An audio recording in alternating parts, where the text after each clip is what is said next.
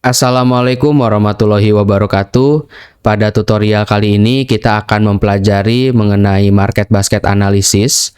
Untuk data yang digunakan di sini saya menggunakan data The Bread Basket ya, yaitu adalah sebuah dataset yang diperuntukkan untuk market basket analysis. Di sini saya menggunakan punyanya Aditya Mittal. Jadi teman-teman bisa download filenya ya. Di sini ada breadbasket.csv ya.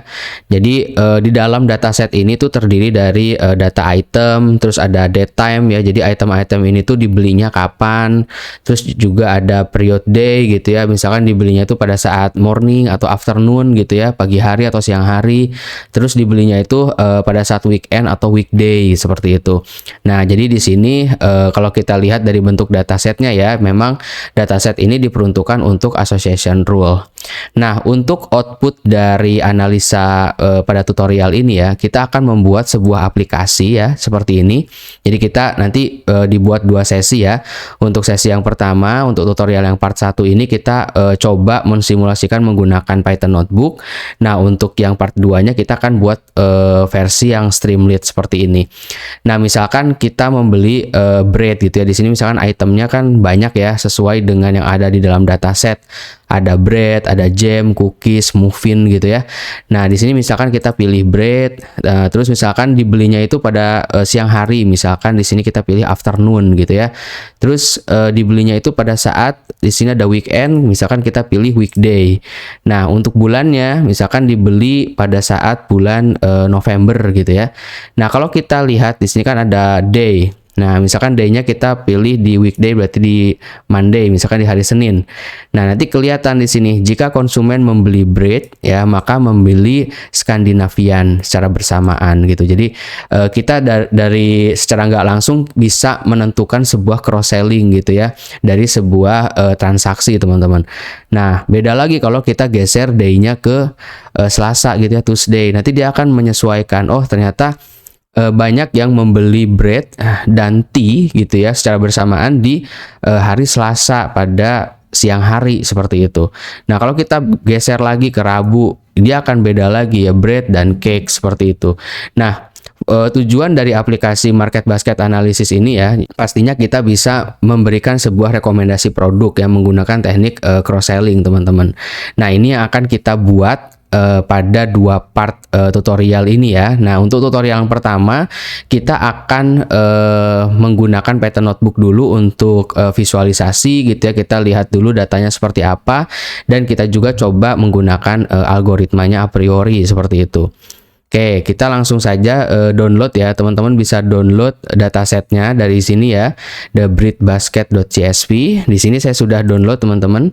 Nah, ini saya simpan di folder latihan, terus saya buat folder lagi bread strip a priori. Nah, kalau misalkan teman-teman sudah download datanya, teman-teman bisa langsung ke VS Code ya.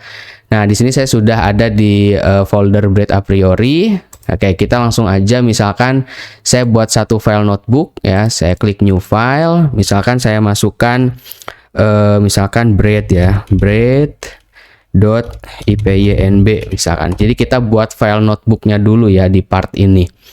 Nah, di sini kita seperti biasa untuk yang pertama-tamanya kita import dulu library-library yang kita butuhkan ya. Misalkan kita import NumPy gitu ya. Nah, misalkan di sini kita import NumPy dulu, SNP gitu ya. Lalu kita import Pandas. Nah, seperti biasa ya.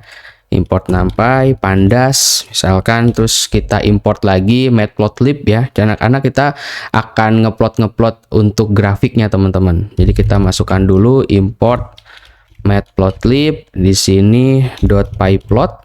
Nah, kita masukkan SPLT misalkan. Lalu kita juga butuh Seaborn ya. Nah, kita masukkan import Seaborn as SNS misalkan. Oke. Nah, ini kita running dulu teman-teman untuk library yang kita butuhkan di studi kasus ini ya. Ada 4 library ya. Nah, lalu setelah kita import library, selanjutnya kita read dulu datasetnya. Misalkan kita masukkan data sama dengan pd gitu ya, .read csv karena filenya kan csv ya.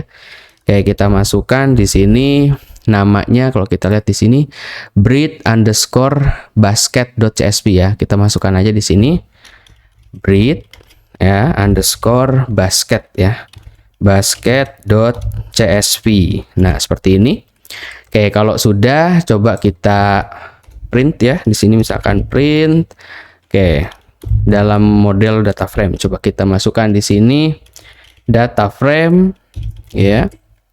Shape misalkan. Oke, sama dengan di sini kita akan panggil data.shape ya. data.shape. Nah, seperti ini.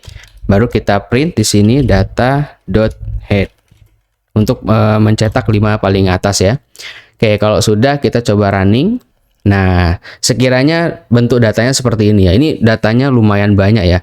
Ada sekitar 20.506 teman-teman datanya, data transaksi ya. Jadi di sini ada ID transaksi gitu ya, terus juga ada item yang dibeli dan itu date time di sini tuh kayak waktu dibelinya tuh kapan gitu ya. Di sini ada bulan, tanggal, tahun, terus juga ada waktunya ya, jam 9, jam 10. Terus di sini juga ada period day-nya ya, morning ya, terus juga weekend atau weekday di sini juga ada. Nah, selanjutnya teman-teman kalau misalkan sudah seperti ini ya.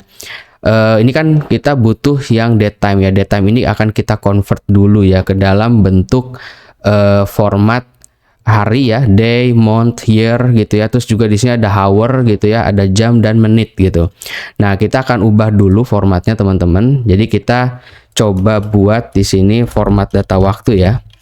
Oke, kita masukkan format data waktu. Nah, untuk codingannya kita ambil dari data ya. Berarti dari data ini kita ambil kolom date time. Oke, misalkan kita ambil date time. Nah, dari sini, dari date time ini kita akan convert. Misalkan menggunakan perintah pd to date time. Nah, di sini yang diambil adalah data, gitu ya. Kayak kita masukkan kurung kotak. Nah, di sini masukkan date time. Nah, seperti ini. Terus kita kasih koma. Nah, terus kita format di sini. Formatnya apa? Misalkan kita masukkan format sama dengan, nah, kita kasih tanda petik ini ya. Oke, misalkan %d. Nah, ini untuk day gitu ya. %d strip gitu ya. Di sini kasih strip. Terus %m ya untuk month-nya, untuk bulan. Terus strip %y. Nah, kita masukkan di sini ya, %y. Nah, setelah itu kita kan butuhnya di sini ada hour ya, ada jam dan menit. Nah, kita spasi aja %h gitu ya, -2 %m. Nah, jadi hour dan menitnya juga kita masukkan di sini. Oke, coba kita running. Oke, udah checklist ya. Nah, kalau misalkan sudah, kita coba print di sini, tambah code. Misalkan kita masukkan data, terus kita masukkan date time ya. Date time. Nah, date type. Nah, coba kita running. Nah, di sini date type sama dengan M8NS gitu ya. Nah, kita coba cek print gitu ya, hasil konversi ini bisa ditampilkan atau tidak. Ya, kita tambahkan code aja di sini, terus kita coba buat data ya. Nah, yang pertama kan month ya, untuk bulan. Berarti kita masukkan month gitu ya, bulan. Nah, bulan sama dengan di sini masukkan data. Oke, di sini kita masukkan. Nah, datanya adalah diambil dari date time. Lalu kita masukkan titik dt. Nah, titik month. Nah, sini ya. Oke, terus kita juga masukkan yang harinya ya, berarti day. Berarti data. Terus kita masukkan di sini day ya, untuk hari. Nah, sama dengan berarti di sini data kurung kotak, kita ambil date time. Nah, titik dt titik weekday. Nah, kita masukkan di sini. Lalu selanjutnya untuk jamnya ya, hournya. Berarti kita masukkan data hour, misalkan di sini ya. Oke, sama dengan data dari date time ya. Kita masukkan di sini date time-nya. Oke, koma atau titik di sini dt titik hour. Nah, seperti ini ya. Oke, kalau sudah coba kita print ya, data titik head. Nah, kita masukkan. Coba kita running ya. Nah, jadinya seperti ini teman-teman. Nah, kalau kita lihat ya di sini dari date time ini ada konversinya teman-teman. Di sini berarti bulannya itu bulan 10, day-nya itu adalah day 6 gitu ya. Hour-nya itu di sini kalau kita lihat ya jam 9, jam 10 gitu ya. Jadi di sini hour-nya bisa masuk jamnya, teman-teman. Seperti itu. Nah, ini fungsinya nanti untuk visualisasi ya. Jadi kita coba visualisasikan. Misalkan di sini kita mulai visualisasikan yang pertama, kita akan menampilkan 10 item yang paling laris misalkan. Misalkan kita kasih keterangan di sini ya. Menampilkan, misalkan di sini ya, menampilkan 10 item paling laris ya. Oke. Nah, berarti kita menggunakan plot ya. Nah, kita masukkan aja di sini. Coba saya scroll dulu ya. Nah, untuk codingannya misalkan kita masukkan plt.figure. Oke, di sini yang kita masukkan tuh di sini kita masukkan fix size-nya dulu ya. Fix size sama dengan kita pakai misalkan di sini 13,5 misalkan. Nah, lalu kita panggil SNS-nya untuk si bound-nya sns.setPalette ya. Nah, kita masukkan set palette, kita kasih mute ya. Nah, di sini. Oke. Lalu baru kita buat gambarnya teman-teman. Misalkan kita masukkan sns.barplot ya. Jadi kita modelnya model bar. Oke, dalam kurung kita masukkan x sama dengan data ya. Oke, di mana data itu yang kita ambil adalah itemnya. Nah, di sini data item. Kita kasih titik di sini, titik value count ya. Kurung buka kurung tutup. Kita kasih misalkan di sini titik 210 gitu ya.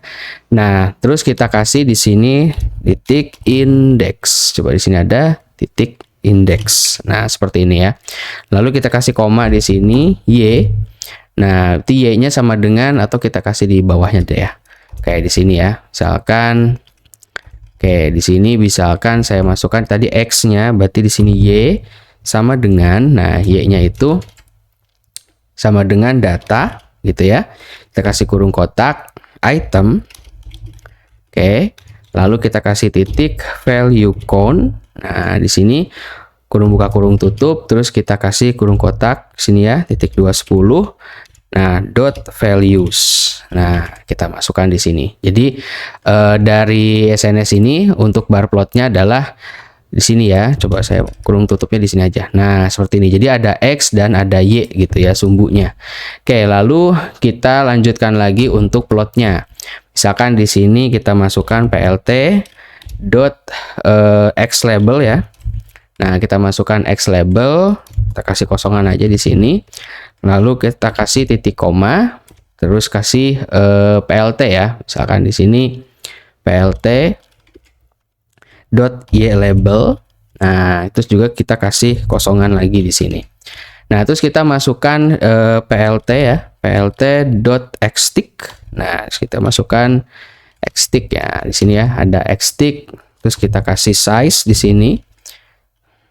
Nah, size. Oke, coba kita masukkan size sama dengan kita kasih 13 untuk size. Kita kasih rotationnya. Oke, masukkan rotation. Nah, untuk rotationnya kita kasih 45. Nah, seperti ini. Lalu setelah xtick kita kasih title-nya. Misalkan plt.title. Nah, untuk title-nya misalkan kita kasih judul apa? Misalkan 10 produk gitu ya. 10 produk yang paling laris misalkan. Untuk ininya ya, keterangannya. Nah, ini kita kasih size-nya 17 misalkan ya. Kita kasih size sama dengan 17, lalu baru kita show, plt.show. Oke, seperti ini. Nah, coba kita running teman-teman. Nah, dari sini kalau kita lihat, dari dataset bread itu ya, kita bisa menampilkan ternyata produk yang paling laris di sini itu ada coffee gitu yang paling tinggi ya, coffee, bread, dan tea. Nah, kalau misalkan yang lainnya seperti cake, pastry, sandwich itu mungkin di bawah 1000 ya. Tapi kalau kita lihat di sini yang sampai lebih dari 5000 itu ada coffee ya, bread di sini lebih dari 3000 juga. Jadi kalau misalkan kita lihat 10 produk yang paling laris, yang paling tinggi itu adalah coffee gitu ya. Oke, nah ini kalau misalkan kita tampilkan 10 item yang paling laris. Nah, lalu yang berikutnya kita coba menampilkan transaksi tiap bulan, teman-teman. Jadi di sini karena kan dari aplikasi kita bisa lihat ya, tadi kita bisa menampilkan beberapa periode ya, mulai dari Januari gitu ya, ada Februari, Maret, itu yang paling sering dilakukan transaksi itu kapan gitu. Nah, kita akan mencoba membuat plottingnya teman-teman untuk transaksi tiap bulan ya. Nah, kita kasih keterangan dulu di sini, misalkan transaksi tiap bulan, misalkan seperti ini ya.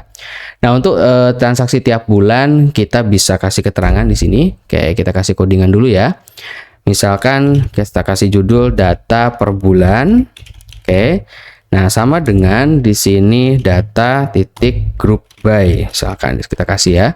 Nah, group by kita kasih month. Nah, oke. Lalu di sini kita masukkan kurung kotak, kita kasih transaction ya, section. Nah, seperti ini. Lalu titik count. Kita masukkan count-nya.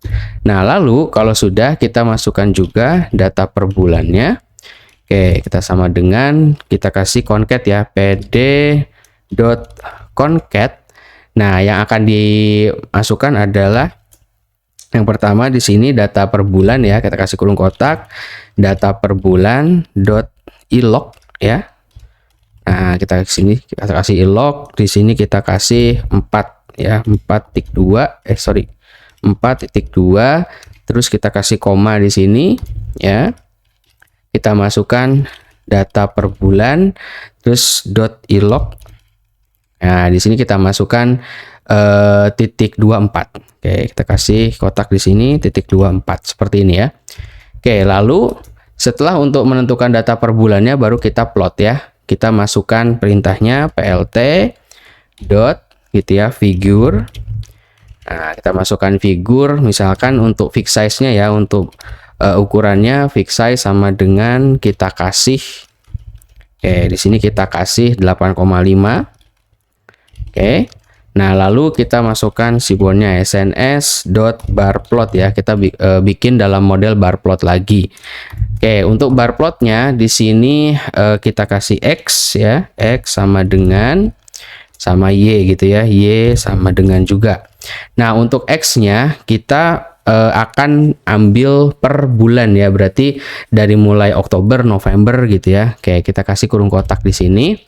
Nah, ini harus sama seperti yang ada di dataset ya teman-teman ya. Misalkan Oktober kayak gitu ya, terus kita kasih koma, kita kasih petik lagi November gitu ya, terus kita kasih koma, petik lagi, kita kasih Desember. Oke, misalkan seperti ini, kita kasih koma, terus Januari ya. Nah, seperti ini ya, Januari, terus Februari. Oke, seperti ini. Nah, setelah Februari kita ambil March ya. Nah, seperti ini ya, March, terus koma, April, misalkan seperti ini ya. Oke, nah kalau sudah ini kita kasih koma karena kita lanjutkan ke Y-nya. Nah, untuk Y-nya kita masukkan data per bulan. Nah, di sini ya kita masukkan data per bulan .values. Oke, nah di sini untuk colornya kita kasih koma, misalkan color sama dengan misalkan kita kasih warna ya. Misalkan di sini crash D5 ya, kita kasih warna D5 AAD 3 misalkan. Ya, untuk kode warnanya di sini bisa teman-teman bisa custom lah ya. Oke, kalau misalkan sudah, kita coba tiks lagi, kita plot lagi ya, plt.xtick. Nah, kita masukkan xtick-nya, kita kasih ukuran di sini size. Oke, untuk size-nya kita kasih misalkan 12, terus rotation-nya. Oke, jadi sini rotation-nya sama dengan -30 misalkan. Nah, lalu kita masukkan title-nya ya, plt.title. Nah, untuk judul grafiknya apa? Misalkan kita kasih jumlah transaksi tiap bulan misalkan ya. Jumlah transaksi tiap bulan. Di sini dalam artian dari bulan Oktober sampai April gitu ya. Nah, kita masukkan dari Oktober Oktober sampai April. Nah, seperti ini. Oke, kita kasih size ya, kasih ukuran size-nya misalkan 16 misalkan seperti itu. Nah, kalau sudah coba kita running ya. Oke, nah kalau kita lihat seperti ini, yang paling banyak itu ada di bulan November ya, November, Februari, dan Maret. Nah, ini kalau kita lihat sekitar bisa di atas 4.000 transaksi yang di bulan November. Sedangkan kayak Desember, Januari, Februari, dan Maret ini masih di antara 3.000 sampai 4.000 transaksi seperti itu. Jadi tadi juga kan di demo kita pakainya bulannya bulan November karena yang paling banyak data pembelian itu ada di bulan November seperti itu, teman-teman. Ya, jadi di sini kita bisa menampilkan transaksi yang paling banyak itu pada bulan apa gitu ya. Oke, nah itu kalau misalkan kita pakai yang model plot ya. Jadi di sini kita coba gali dulu, kita coba cari tahu dulu mengenai data-datanya itu seperti apa gambarannya, seperti itu. Nah, terus juga kita bisa mengetahui gitu ya, berapa sih misalkan data transaksi per harinya gitu ya. Kalau ini kan transaksi tiap bulan ya. Nah, di mana di dalam data juga pada saat kita membuat aplikasi kan kita ada Sunday, Monday, Tuesday untuk harinya kan. Nah, kita akan melihat juga di sini transaksi per harinya, teman-teman. Kalau ini kan transaksi per bulan ya di sini ya. Nah, bagaimana untuk transaksi tiap harinya? Nah, kita pakai satu codingan lagi ya. Berarti kita kasih keterangan di sini transaksi gitu ya per hari misalkan. Nah, untuk transaksi per harinya berarti kita sama ya di sini datanya itu group by-nya adalah bukan month tapi day gitu ya. Nah, sedangkan yang bawahnya ini ya sama seperti itu ya. Coba kita copy aja, teman-teman. Ya, kita copy. Oke, misalkan di sini. Nah, ini kita copy ke bawah aja ya. Nah, tapi karena kita di sini edit ya, karena dia per hari, berarti kan group by-nya ini per day. Nah, terus untuk bar plotnya, X-nya kan kalau yang per bulan tuh bulan. Nah, yang di sini X-nya kita ganti menjadi hari-harinya, teman-teman. Ya, seperti misalkan Senin, misalkan ya, Monday gitu ya. Nah, seperti ini. Sorry. Monday, terus misalkan kita ganti lagi ke sini Tuesday gitu ya. Nah, seperti ini ya. Nah, seperti ini. Terus kita ganti lagi Wednesday gitu. Nah, ini untuk X-nya kita ganti jadi hari ya. Nah, Wednesday. Nah, terus juga kita ganti setelah Wednesday kita ganti Thursday ya. Nah, seperti ini.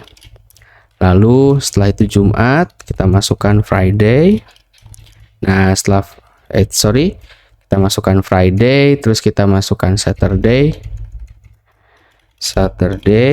lalu kita masukkan juga Sunday-nya. Oke, Minggu ya. Nah, oke, seperti ini. Jadi karena kita akan memplotkan berdasarkan hari, jadi di sini datanya adalah group by-nya group by day gitu ya. Nah, di sini, nah terus kita ganti nih sini, bukan data per bulan lagi ya, atau data per day misalkan, data per day gitu ya. Nah, seperti ini. Data per day sama dengan data group by day transaction count. Nah, terus kita juga nggak perlu pakai concat ini ya. Kita hilangkan aja ini. Oke, langsung di plot. Nah, plot figur fixed size-nya 8.5. Nah, terus bar plot. Di sini X-nya itu adalah data harinya. Nah, Y-nya juga kita ganti bukan data per bulan. Di sini adalah data per day. Nah, kita masukkan data per day, values. Nah, colornya misalkan kita ganti ya. Nah, misalkan kita ganti BFF misalkan di sini ya. Kita pakai CC6 misalkan. Jadi supaya warnanya berubah ya. Kalau ini kan warnanya agak pink gitu ya. Nah, terus untuk X-stick-nya kita pakai 12, rotation min 30. Nah, lalu kita ganti judulnya juga ya. Judulnya bukan jumlah transaksi tiap bulan, tapi misalkan total transaksi per hari misalkan. Oke, seperti ini. Coba kita running ya. Nah, kalau dilihat seperti ini teman-teman. Nah, kalau sebelumnya kan kita bisa menampilkan transaksi per bulan. Nah, kalau ini kita bisa melihat volume transaksi per hari. Nah, kita dari sini bisa melihat teman-teman ya, untuk transaksi yang paling banyak itu adalah di Saturday ya, di Sabtu gitu ya. Nah, untuk Friday, Sunday juga lumayan banyak. Tapi kalau kita lihat Monday, Tuesday, Wednesday, dan Thursday ini agak sedikit teman-teman. Tapi yang paling top ini ada di Saturday gitu ya. Jadi ketika kita nanti mendemokan di aplikasi, jadi kita udah tahu gitu ya, oh yang paling banyak hasil data itu dari mana gitu. Nah, seperti itu kira-kira. Nah, ini kalau misalkan kita menampilkan transaksi yang per hari ya. Jadi ini udah beberapa plot kita bikin ya. 10 produk yang paling laris, terus transaksi tiap bulan, transaksi tiap hari ya. Termasuk kita juga kan di situ ada hour ya. Nah, ada kita membuat transaksi per jamnya ya. Setiap jamnya itu jam sibuk atau jam yang paling sering ada transaksi itu jam berapa. Nah, kita bisa bikin untuk plot ya, jumlah pembelian atau transaksi yang dilakukan berdasarkan jamnya teman-teman ya, atau pembelian tiap jam ya. Nah, kita kasih hashtag di sini aja untuk keterangannya, misalkan pembelian tiap jam, misalkan seperti itu. Untuk codingannya sama ya, kita bisa copy dulu yang ini ya untuk datanya. Cuma data per day ini kita ganti data per hour gitu atau per jam gitu ya. Oke, kita koma. Nah, di sini berarti bukan data per day, kita ubah misalkan data per hour gitu atau per jam gitu ya. Nah, misalkan di sini data grup B-nya bukan grup by day tapi grup by hour ya, berdasarkan jam. Nah, terus di sini misalkan fix size-nya kita ganti ya. Misalkan di sini ukurannya 12,6 misalkan. Oke, terus untuk bar plotnya sama ya. Di sini kita menggunakan X. Berarti X-nya kita ganti ya. Misalkan di sini untuk bar plot ya, kita kasih sini karena kita nggak pakai kotak. Nah, kita untuk X-nya kita sama dengan data per hour. Nah, seperti ini ya. Titik indeks. Nah, kita masukkan indeks ya, terus koma. Nah, Y-nya berarti Y-nya juga sama ya. Y-nya adalah data per hour ya. Data per hour. Nah, terus kita kasih value. Nah, colornya kita ganti juga ya untuk warnanya. Misalkan warnanya kita pakai 85 E3FF misalkan untuk warna yang berbeda. Kalau warna ini teman-teman bisa pakai custom ya, sesuai selera gitu ya. Nah, lalu kita kasih misalkan di sini coba kita tambahkan satu code. Misalkan X label ya, misalkan PLT titik X label. Nah, di sini X labelnya kita kasih hour ya, kita kasih sini hour. Nah, koma, kita kasih ukuran size. Nah, size sama dengan 15 misalkan. Terus untuk title-nya ya, ini misalkan kita kasih title-nya di atas, coba kita ganti. Oke, misalkan seperti ini. Jadi plot title-nya misalkan total transaksi per jam. Misalkan di sini per jam. Nah, untuk size-nya kita kasih 17. Oke. Lalu di sini kita kasih PLT X-tick, misalkan size-nya kita ganti 13, rotation-nya nggak usah. Nah, seperti ini ya. Oke, kalau sudah kita masukkan PLT titik show. Oke, coba kita running ya untuk pembelian tiap jam. Oke, nah seperti ini. Jadi kalau tadi kan kita ambilnya adalah dari data per hour ya. Jadi udah otomatis dari 1, 7, 8, 9. Jadi itu pukulnya teman-teman ya. Pukul 7, pukul 8, 9, 10. Nah, kalau kita lihat yang paling banyak terjadi transaksi itu ada di jam 11, jam 12 ya, jam 13, jam 14 ya. Kalau kita lihat itu ada di afternoon teman-teman, ada di siang seperti itu. Kalau udah pagi itu agak banyak ya di sini.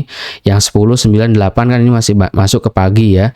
Terus kalau yang night, nah ini untuk yang malam-malamnya ini agak kurang juga di sini ya. Oke, tapi kita bisa ambil yang afternoonnya teman-teman, karena banyak terjadi transaksi di afternoon seperti ini ya, total transaksi per jam. Oke, nah ini adalah beberapa plot ya. Jadi kita coba visualisasikan dulu per datanya teman-teman ya.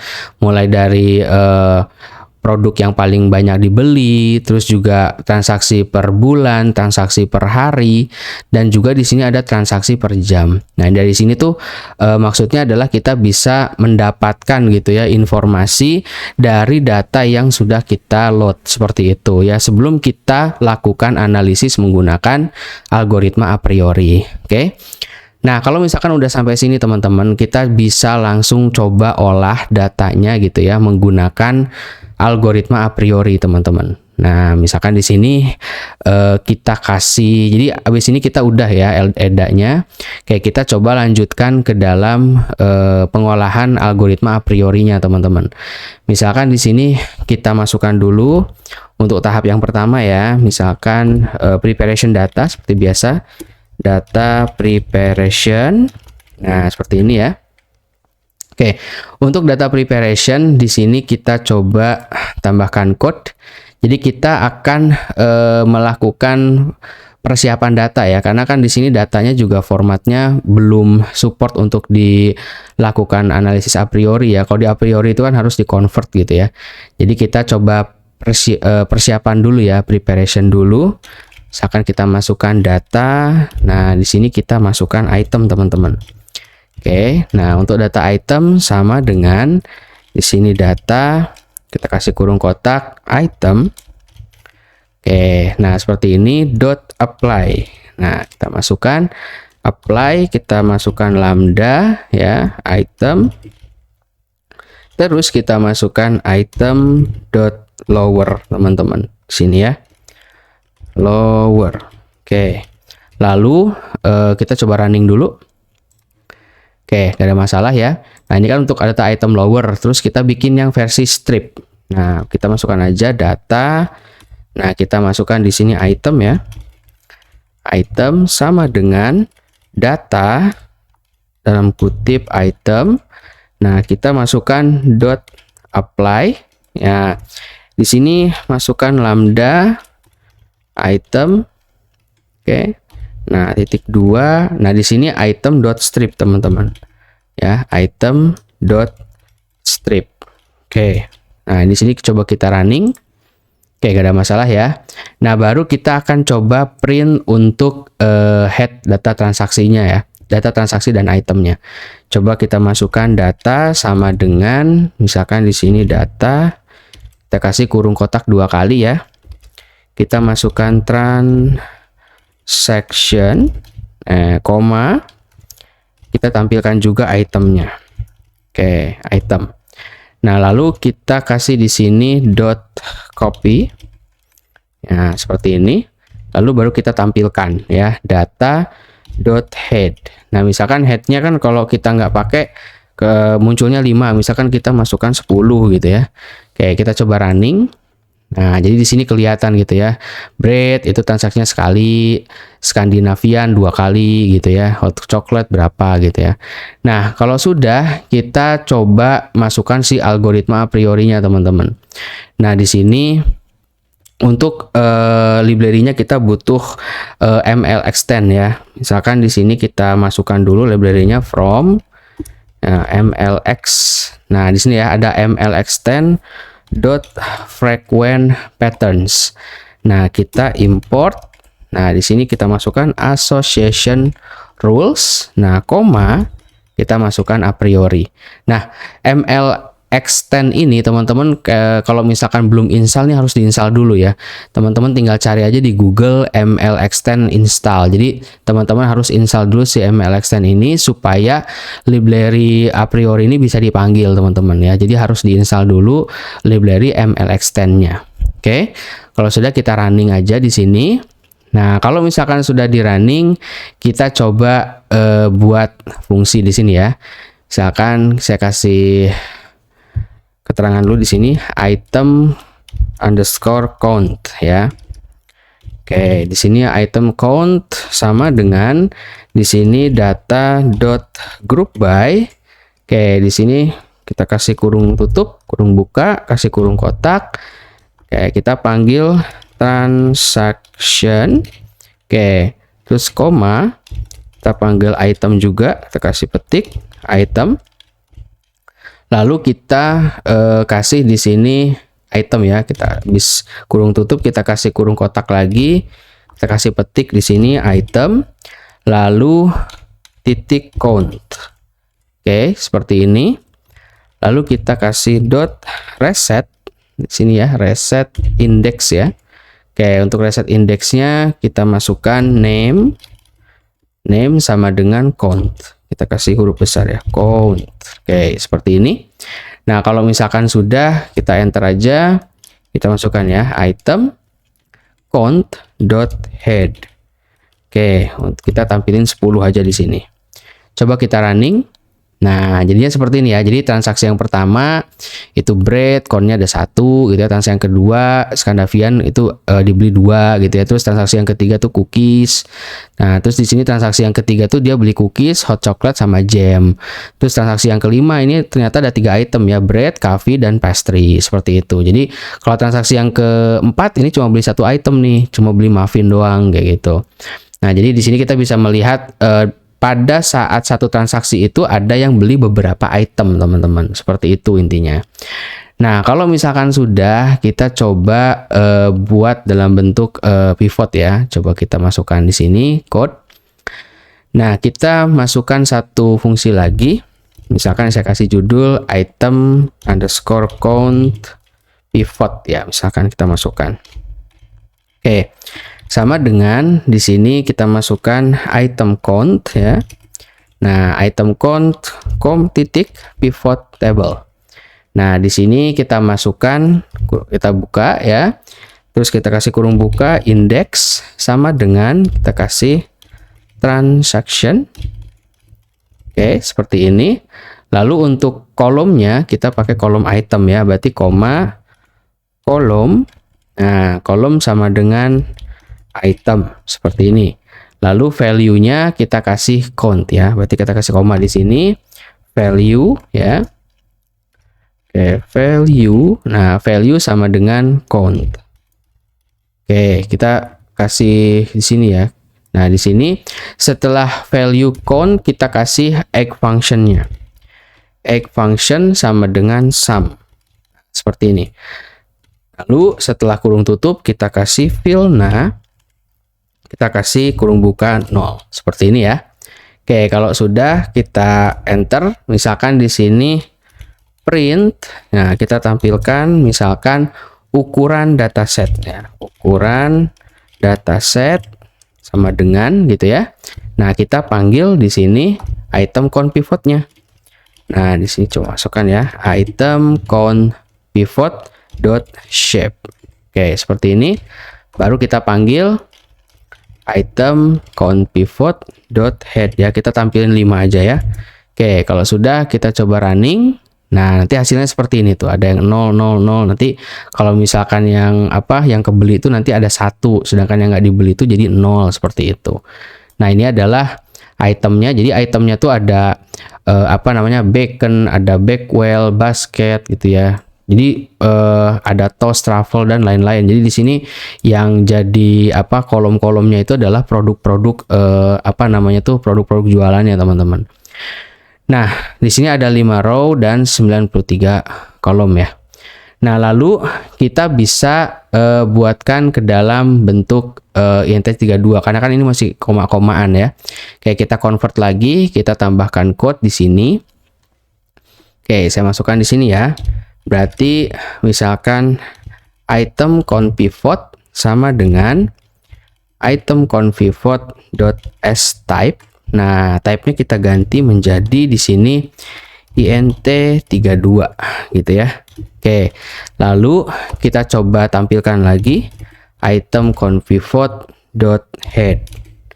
Oke, nanti jadinya tuh nggak ada komanya, teman-teman. Oke, coba kita running. Nah, jadinya seperti ini ya. Jadi kalau di awalnya kan ada koma-komanya. Nah, jadi kalau misalkan 0 tidak dibeli, kalau misalkan 1 itu dibeli kayak gitu. Nah, kalau sudah, kita lanjutkan lagi untuk buat fungsi satunya lagi ya. Kita buat encode di sini def encode. Nah, di sini kita masukkan encode ke x ya. Nah, kita masukkan di sini masukkan logika jika x ya, misalkan x-nya itu kurang sama dengan 0 ya, maka return Nah, kita masukkan return 0. Nah, kita masukkan di sini misalkan elif. Nah, di sini elifnya adalah X lebih besar dari 0 ya. Nah, lebih besar sama dengan 0 berarti kan 1 gitu ya. Nah, atau misalkan di sini lebih besar sama dengan 1 deh ya. Oke, maka di sini returnnya 1. Nah, seperti ini. Ya, jadi untuk membaca kalau misalkan dibeli itu 1, nah nggak dibeli itu 0 gitu ya. Oke, coba kita masukkan lagi di sini item conpivot ya. Sama dengan nah di sini item conpivot dot apply map gitu ya. Nah, kita kasih encode di sini. Nah, lalu kita masukkan perintah untuk menampilkan item conpivot dot head. Oke, kita coba running lagi ya. Nah, nanti jadinya seperti ini teman-teman. Oke, ini masih nggak kelihatan ya, masih 000 gitu. Nah, setelah ini baru kita analisis untuk ukurannya ya. Misalkan di sini untuk jumlah dataset, jumlah transaksi gitu ya. Oke, kita tambahkan code lagi. Misalkan di sini print, kita kasih keterangan misalkan ukuran dataset. Nah, ukuran dataset kita bisa ambil misalkan misalkan di sini item conpivot.shape ini untuk ukuran dataset. Lalu kita juga bisa untuk jumlah transaksi ya. Berarti print kita kasih di sini jumlah transaksi. Oke. Untuk jumlah transaksi kita kasih koma di sini, kita panggil item. Nah, item conpivot.shape ya. Nah, coba kita kasih kurung kotak 0 ya, jumlah transaksi yang 0 gitu ya. Oke, terus kita masukkan lagi print ya untuk jumlah item teman-teman. Nah, kita masukkan jumlah item. Misalkan di sini. Oke, untuk jumlah item kita kasih koma, berarti kita panggil item conpivot.shape. Nah, kita kasih kurung kotak 1 teman-teman.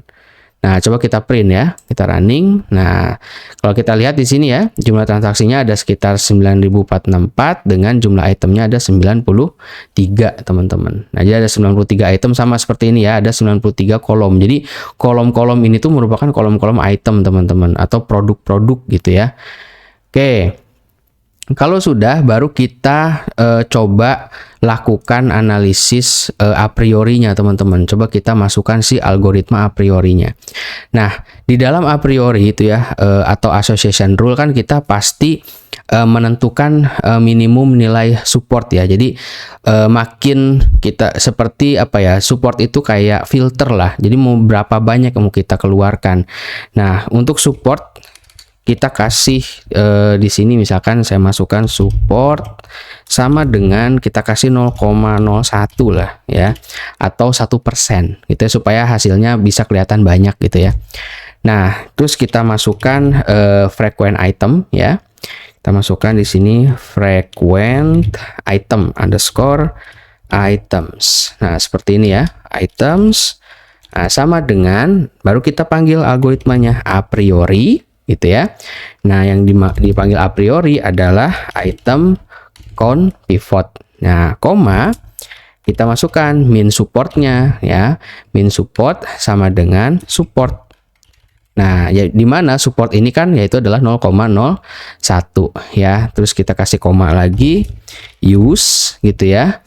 Call names. Nah, kita kasih di sini true. Nah, seperti ini ya. Oke, lalu kita masukkan juga frequent items dot sort value. Nah, di sini ya, sort value yang kita panggil di sini supportnya. Oke, kita masukkan support. Nah, koma kita buat ascending ya, ascending sama dengan false. Nah, lalu kita tampilkan 10 baris misalkan head 10. Oke, coba kita running ya. Nah, hasilnya seperti ini teman-teman. Ya, jadi nilai support masing-masing item set ya, kayak coffee itu ada 0,4, bread itu 0,3 ya, terus juga bread dan coffee itu ada 0,09 gitu ya.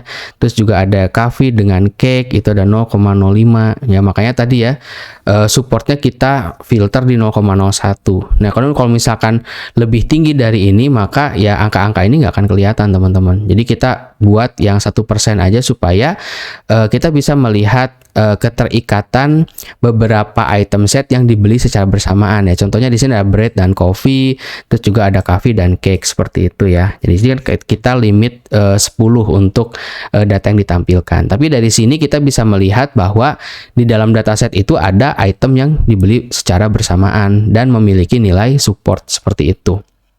Oke. Nah, kalau sudah di dalam a priori itu kan kita juga punya leave ya, harus menghitung si leave rasionya teman-teman. Jadi kita bisa mendapatkan nilai support, terus juga kita bisa mendapatkan nilai confidence, dan kita juga harus mendapatkan leave gitu ya sebagai metrik. Nah, untuk leave kita bisa masukkan metrik ya di sini ya. Kita masukkan metrik sama dengan kita kasih leave ya, leave rasionya. Nah, kita kasih min threshold ya. Kita masukkan threshold. Nah, seperti ini ya. Oke, coba salah ketik ya, threshold ya. Oke, misalkan nah seperti ini. Nah, untuk min thresholdnya kita kasih 1 ya. Lalu baru kita kasih rules. Misalkan di sini rules ya. Oke, untuk rules sama dengan kita masukkan association rule-nya. Association rules. Nah, yang kita panggil itu adalah frequent items ya, metric. Nah, untuk metriknya, nah di sini ya, metric sama dengan metric, di mana metric ini kita ambil leave ya. Oke, kita masukkan metric sama dengan metric. Lalu untuk minimum thresholdnya kita kasih koma, min threshold. Nah, sama dengan min threshold, yaitu adalah 1 di sini ya. Oke, kita masukkan min sama dengan min threshold. Nah, terus yang akan kita tampilkan ya, misalkan di sini kita kasih setelah kurung tutup kuning ini ya. Nah, misalkan kita kasih di sini, kita enter aja teman-teman. Misalkan di sini ya. Kita kasih enter biar ke bawah teman-teman. Oke, kita kasih kurung kotak 2 kali. Nah, yang akan kita masukkan adalah misalkan antecedents ya, misalkan di sini antecedents. Oke, seperti ini antecedents, lalu kita masukkan konsekuensinya. Oke, nah kita masukkan di sini ya, consequence, terus juga kita masukkan nilai support ya. Oke, kita masukkan support, lalu kita masukkan juga nilai confidence ya, confidence. Nah, selain confidence kita juga butuh leave ratio ya, leave. Ya, karena leave ratio ini yang juga cukup penting ya untuk ditampilkan teman-teman. Oke, kalau sudah di sini berarti di dalam frequent ini kita sudah akan memanggil baris ini teman-teman. Tapi di sini ada error, coba kita gabungkan satu baris ya. Oke, seperti ini. Kayaknya harus satu baris teman-teman. Oke, kalau misalkan sudah, kita kasih enter di sini. Lalu kita masukkan rules ya. Nah, oke, rules dot sort. Nah, di sini kita ambil sort value ya. Nah, kita ambil confidence. Oke. Confidence. Nah, di mana di confidence ini kita masukkan ascending sama dengan false. Nah, lalu kita tambahkan in place ya, in place sama dengan true. Nah, seperti ini. Lalu kita masukkan rules dot head. Cuma di sini kita tampilkan 15 deh ya supaya lebih banyak. Oke, coba kita play. Nah, hasilnya seperti ini teman-teman tuh. Misalkan attendance toast, konsekuensinya coffee gitu ya. Jadi jika membeli toast maka membeli coffee itu nilai support sekian, confidence sekian dengan leave ratio sekian gitu ya. Nah, terus misalkan membeli pastry dengan coffee itu supportnya sekian, confidence sekian kayak gitu. Nah, ini kalau misalkan kita lihat berdasarkan nilai dari asosiasinya teman-teman. Nah, sampai sini teman-teman kita sudah bisa menampilkan pola dari asosiasi pembelian barang ya. Jadi misalkan di sini jika membeli sandwich maka membeli coffee itu mendapatkan nilai support sekian, confidence sekian dengan leave rasionya sekian, seperti itu teman-teman. Nah, sampai sini kita sudah bisa mengimplementasikan gitu ya algoritma a priori ke dalam dataset si Brad ini, teman-teman. Nah, kalau misalkan teman-teman sudah berhasil gitu ya membuat mengimplementasikan pola ini, nah, selanjutnya apa? Selanjutnya kita akan coba membuat aplikasinya, teman-teman, menggunakan Streamlit ya. Jadi nanti kodingan-kodingan yang tadi kita masukkan di Python Notebook ini masih kepake nanti ke Streamlit seperti itu. Oke.